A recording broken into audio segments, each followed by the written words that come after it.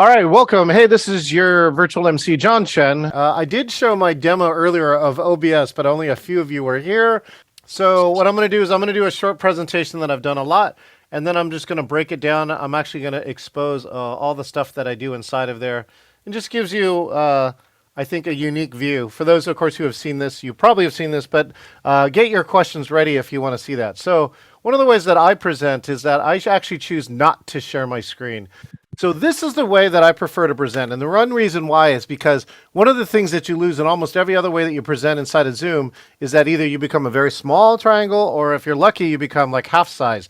But in this, you can take over the whole screen. And by doing that, you can really, I think, gain more presence, gain more engagement, so that you can work with everybody. So I'll also show a little bit of my setup here, so how I can actually see other people. Hi, Mona, Sue, and Lori. Oh my gosh, there's so many people inside of there. Good to see you all in the dish. Hello.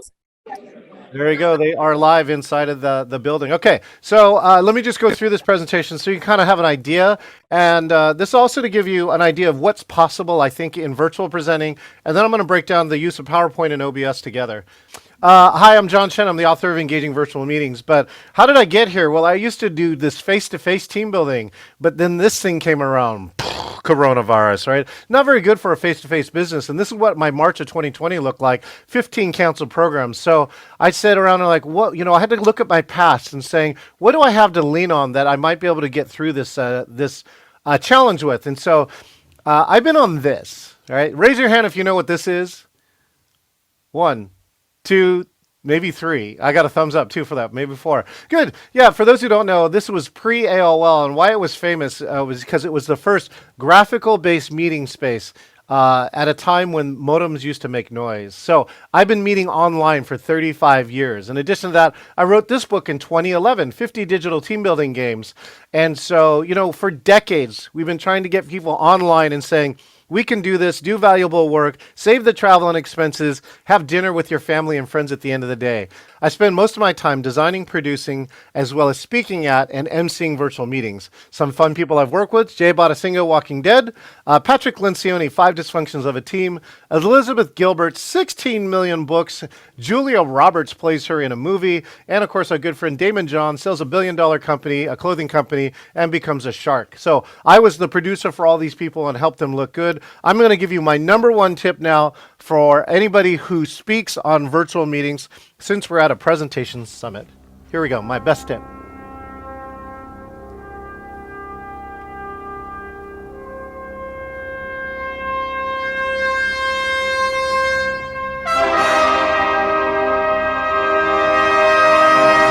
That's right. Stand up. Oh, thank you for the, yes, thank you for the applause. I see you in the audience. Yeah, no, stand up. It's amazing too. Those 4 famous people forgot this tip.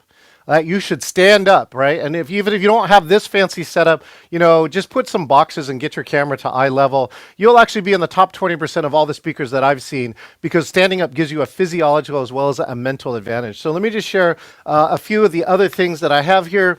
It'll take me to get them. Let's see. One is this.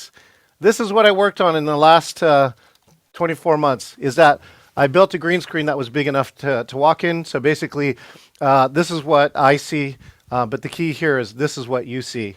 So that's the other part of how I'm doing some of these graphics in here. And the last part, which I think I'll need to search twice for, this is what's in front of my face, right? In the last 24 months, what I love to tell people is I failed faster than anybody else. You can see Miss Roberta dancing up here. So this is what my view is of what's going on in this conference. I have up to 16 screens at my disposal. I've probably got like 4 iPads, a StreamDeck. And so now I can do things like this. Now I can play music, and it sounds like this.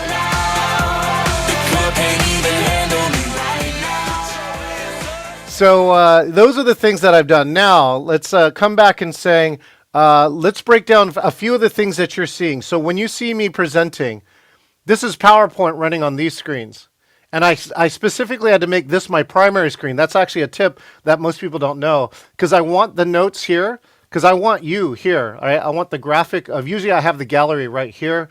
And I want my notes here so I can look off to the side, but not look so far that I'm disconnected from the audience. Now I'm taking this video, so OBS, which is known as Open Broadcaster Software. allows you to use many things as video sources. And one of them is a screen. So it says, take what's on this screen and project it onto my camera for that. And then the second thing I do is just put myself in front of it. And so the reason why this is so important is because now I get the full power of PowerPoint, right? If you use PowerPoint as virtual background in OBS, or I'm sorry, in Zoom, that it doesn't do any graphics, it doesn't do any animations, doesn't do any videos. So that's how I'm able to have motion or moving things inside of this background right here. So now if I go back to this view, it'll take me just a second to pick up this view now. This is what the Stream Deck is so good at, is that it takes all these things and put them in a second axis, so I'm a little crippled without it. So now, yeah, so if you see this, this is my screen with a green screen, so I'm transparent. Everything is transparent around me. This is how I can fit into some stuff like this. And now this is my slide deck behind me, and now because my green screen is so far back, I can do things, and I like actually prepare to present things like this. Right, and almost nobody I've seen is doing this. I know only one other gentleman. He painted his basement green, and now he has a multi-camera setup where he's a futurist too. So it really fits what he's doing and going on with that. All right, so I hope that does that. Let's just go now, quick. I'm going to open it up for questions. Does anybody have any questions for me about what I just did?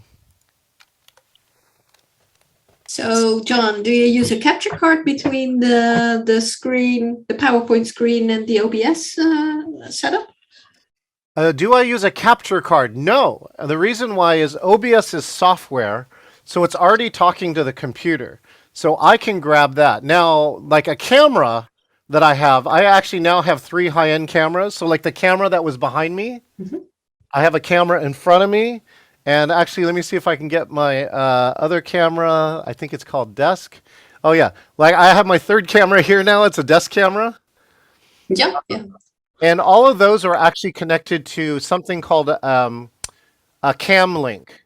It basically takes the HDMI output from a camera and converts it into a USB signal that OBS can read. And so that's how I can draw in a camera to see that. And again, this camera is better quality than most webcams.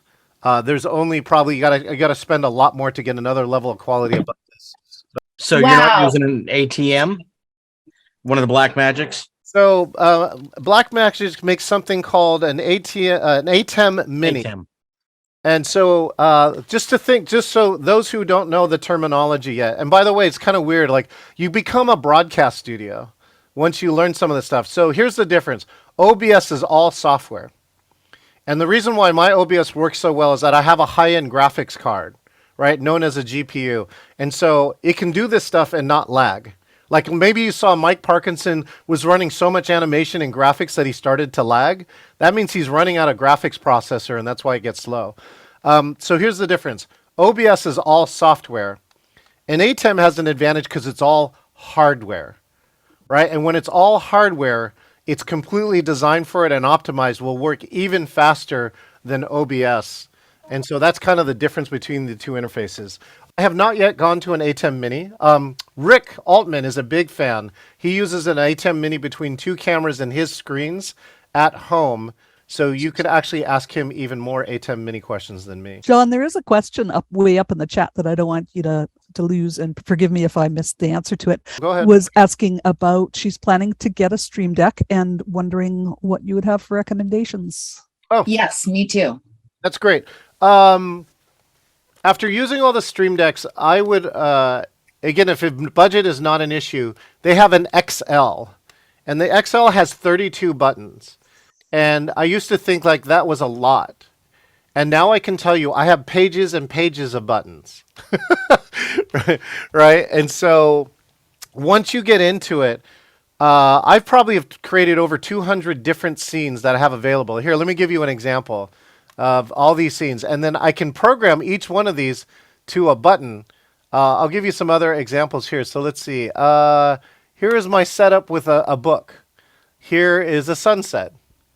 Here is, you got to look at my window, right? Here's me in my backyard. Oh yeah, this is me on an Indonesian water couch, right? So some of these are really cool too. Like this is a video I took in Seaside, Oregon. So I specialize in making virtual backgrounds that are customized. Like I'll edit the video slightly so the loop will become almost undetectable. right? And so I run these all the time. And then once you have this, you use OBS and say, I want to make these scenes.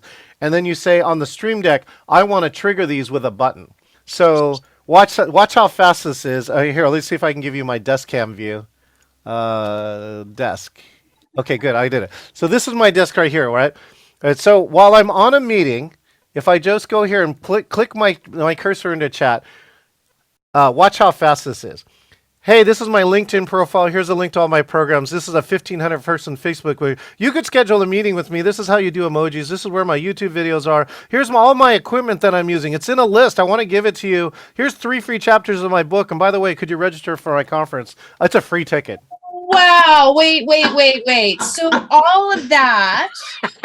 No. Wait. That's not a Stream Deck thing. That's a virtual Stream Deck on the iPad. So it's a virtual Stream Deck on the iPad. So is that part of getting this Stream Deck XL? It's called Stream Deck Mobile. It's a subscription, so it costs about $8 to $12 a month. But you could turn all your other devices, all right, Android phones and iPad phones or other things. Like sometimes I'll come around and I'll use my phone, right? And my phone will be running Stream Deck, and I'm presenting like this, and I'll go and touch this, and this is actually changing scenes on open broadcast software. Oh my gosh. Everyone So do this. Ready? Put your hands on your head. That's amazing, boss.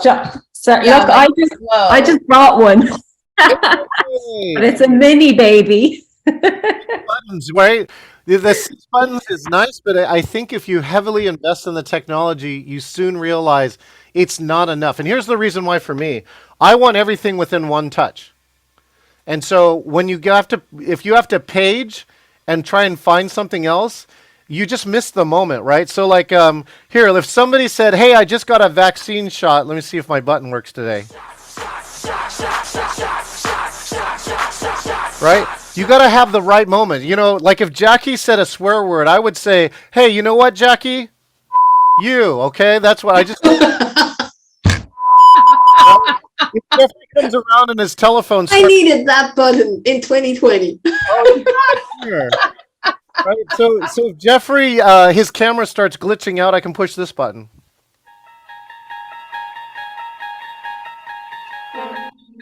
Right? And that's all Stream Deck. That's all this mobile Stream Deck. Any Stream Deck. Any Stream Deck. So it can automate lots of tasks, and it can actually automate multiple tasks. Like I have a friend who pushes a Stream Deck after he reboots his computer, and it sets up all his windows and everything the way he wants it. So